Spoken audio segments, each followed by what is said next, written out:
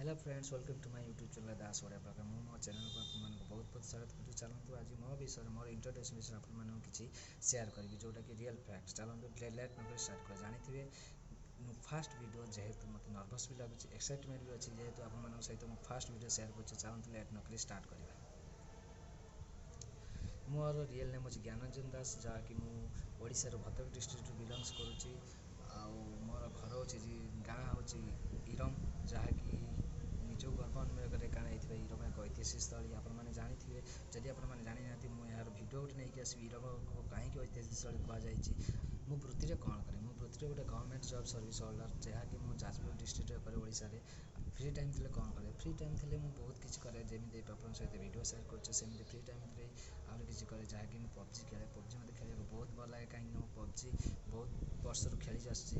PUBG देखो मुझे 2-4टा video छाड़ी जहाँकि भल लगुच मत से सेयार कर जरूर देखो। जब भल लगे आप कमेंट कहतु मुझे भिडियो पबजी भिडियो बन।